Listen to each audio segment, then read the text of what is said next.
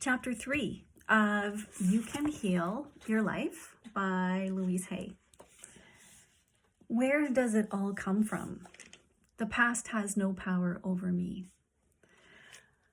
All right, we have gone through a lot of stuff and have sifted through what we thought the problem was. Now we come up with what I believe the problem really is.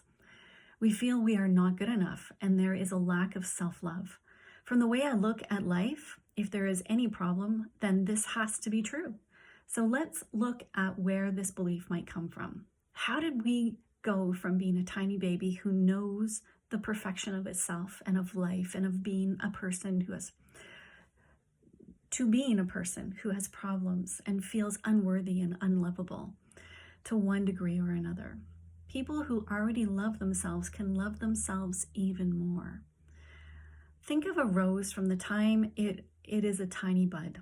As it opens to full flower till the last petal falls, it is always beautiful, always perfect, and always changing. So it is with us. We are always perfect, always beautiful, and ever changing. We are doing the best we can with the understanding, the awareness, and knowledge that we have currently. And as we gain more understanding, awareness, and knowledge, then we will do things differently. Mental house cleaning. Now is the time to examine our past a bit more, to take a look at some of the beliefs that have been running us. Some people believe or find this part of the cleansing process to be quite painful, but it need not be, she says. We must look at what is there before we can clean it out. If you want to clean a room thoroughly, you will pick up and examine everything in it. For me, that takes a little bit of time. Some things you will look at with love, and you will dust them off and polish them and give them new beauty. And some things you will see that need refurnishing or refinishing or maybe even repair, and you will make a note of that. And some things will just never serve you again, and it becomes time to let those things go. Old magazines and newspapers and dirty paper plates can be dropped into the wastebasket very calmly. There is no need to get angry in order to clean a room. It is the same when we are cleaning our mental house. There is no need to get angry just because some of the beliefs in there are ready to be tossed out. Let them go as easily as you would scrape bits of food into the trash after a meal. Would you really dig into yesterday's garbage to make tonight's meal? Did you dig into old mental garbage to create tomorrow's experiences? If a thought or belief does not serve you, let it go. There is no written law that says that because you once believed something, you have to continue to believe it forever. So let's look at some limiting beliefs and where they might come from.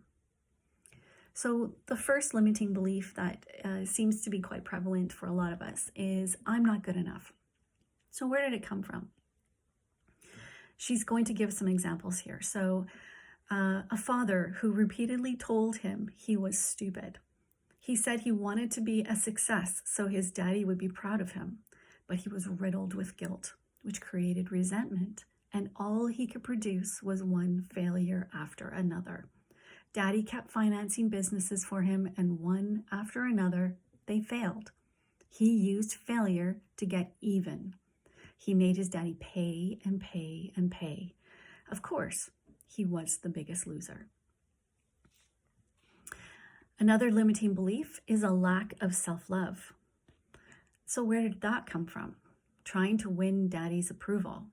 The last thing she wanted was to be like her father. They couldn't agree on anything and were always arguing.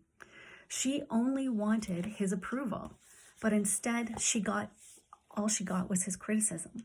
Her body was full of pains. Her father had exactly the same kind of pains. She did not realize her anger was creating her pains, just as her father's anger was creating pain for him.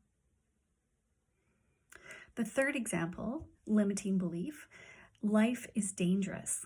So where did that come from? A frightened father. Another client saw life as grim and harsh. It was difficult for her to laugh, and when she did, she would become frightened that something bad would happen. She had been reared with the idea, don't laugh, or they might get you. And then the last example of a limiting belief is, I'm not good enough. So where did this come from? Being abandoned and ignored. It was difficult for him to talk. Silence had become a way of life for him. He had just come off drugs and alcohol and was convinced that he was terrible. I discovered his mother had died when he was very young, and he had been reared by an aunt. The aunt seldom spoke except when giving an order, and he was brought up in silence. He even ate alone in silence and stayed quietly in his room day after day. He had a lover who was also a silent man, and they spent most of their time alone in silence. The lover died, and once again, he was alone. So those are just some examples of how limiting beliefs can influence the way we walk in the world. And so now what she does is she moves into an exercise, and the exercise is called negative messages. So she says the next exercise we do is to get a large sheet of paper. So I'm going to give you this opportunity to take that, get yourself a big piece of paper, and make a list of all the things your parents said were wrong with you. And if it's not parents, it's caregivers or guardians. What were the negative messages you heard? Give yourself enough time to remember as many as you can. A half hour usually works well. So what were the negative messages you heard? What did they say about money? What did they say about your body? What did they say about love and relationships? What did they say about your creative talents? What were the limiting or negative things they said to you? So if you can, just look objectively at these items and say to yourself, so that's where that belief came from.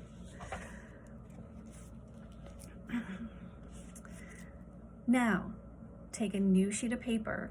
This is the second part of this exercise, and dig a little deeper. So what other negative messages did you hear as a child?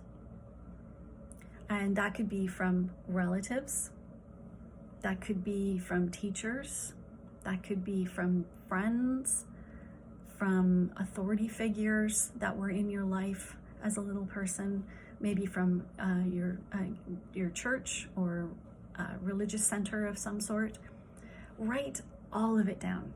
Take your time and really bring in the awareness of what feelings are going on in your body.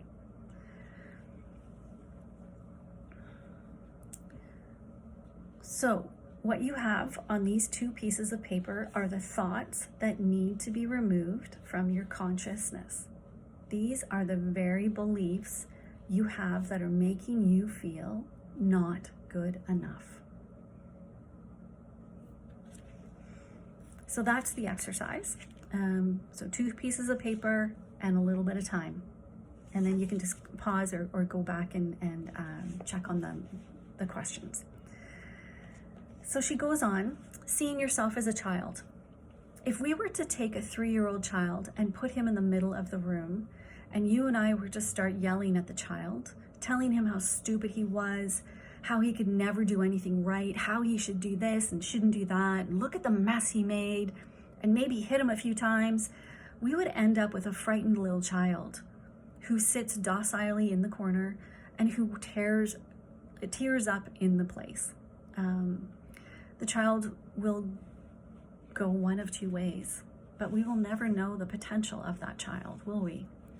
If we take the same small child and we tell him how much we love him, how much we care, that we love the way he looks and love how bright and clever he is, that we will love the way he does things, and that it's okay for him to make mistakes as he learns, and that we will always be there for him no matter what. then the potential that that comes out of this child will blow your mind, right? Yeah. Each one of us has that little 3-year-old child inside of us. And often we spend a lot of our time yelling at that kid inside of ourselves. And then we wonder why our life doesn't work. If you have a friend who is always criticizing you, would you want to be around that person? Perhaps you were treated this way as a child, and that is sad. However, that was long ago, right? And if you are now choosing to treat yourself in the same way, then that's even sadder. So, in front of us, we have a list of negative messages from the exercise that you've just done that we heard as a child. So how does this list correspond with what you believe to be wrong with you? Are they almost the same? Perhaps, yes. We base our life script on our early messages, and we are all good little children and obediently accept what they tell us to believe as our truth. It would be very easy just to blame our parents and be victims for the rest of our lives. But that wouldn't be much fun, right? And it certainly wouldn't get us out of the place that we're stuck in. So blame is one of the surest ways to stay in a problem. In blaming another, we give away our power. Understanding enables us to rise above the issue and take control of our future. The past cannot be changed. The future is shaped by our current thinking. It is imperative for our freedom to understand that our parents were doing the best they could with the understanding, awareness, and knowledge that they had. Whenever we blame someone else, we are not taking responsibility for ourselves. Those people who did all those terrible things to us were just as frightened and scared as you are. They felt just the same helplessness as you do. And the only things they could possibly teach you are what they had been taught. How much do you know about your parents' childhood, especially before the age of 10? If it's still possible for you to find out, ask them. If you're able to find out about your parents' childhood, you will find it easier to understand why they did what they did. Understanding will bring you more compassion. If you don't know or can't find out, try to imagine what it must have been like for them. What kind of childhood would create an adult like that? You need this knowledge for your own freedom. You can't free yourself until you free them. You can't forgive yourself until you forgive them. If you demand perfection from them, you will demand perfection from yourself, and you will be miserable all your life. Choosing our parents. So Louise has a theory that we choose our parents. The lessons that we learn seem perfectly matched to the weaknesses of the parents we have. I believe we are all on an endless journey through eternity. We come to this planet to learn particular lessons that are necessary for our spiritual evolution. We choose our sex, our color, our country, and then we look around for the perfect set of parents who will mirror our patterns. Our visits to this planet are like going to school. If you want to become a beautician, you go to beauty school. If you want to become a mechanic, you go to mechanic school. If you want to become a lawyer, go to law school. The parents you picked this time around are the perfect couple who are experts in what you have chosen to learn. When we grow up, we have a tendency to point fingers accusingly at our parents and say, "You did this to me," but I believe we chose them. Listening to others. Our older brothers and sisters are gods to us when we're little. If they were unhappy, they probably took it out on us physically or verbally. They might have said things like, "I'll tell on you," which instills guilt. You're just a baby. You can't do that. You're too stupid to play with us. So you might have heard those things. Teachers at school often influence us greatly. In the 5th grade, a teacher told me emphatically I was too tall to be a dancer. I believed her and put away my dancing ambitions until I was too old to make a dancing career. Did you understand that test and the grades were only to see how much knowledge you had at any given time? Or were you a child who allowed tests and grades to measure your self-worth? Our early friends share our own misinformation about life. The other kids at school can tease us and leave lasting hurts. When I was a child, my name was Looney, and the kids used to call me lunatic. Neighbors also have an influence, not only because of their remarks, but also because we're asked, what will the neighbors think? Think back to the other authority figures who were influential in your childhood.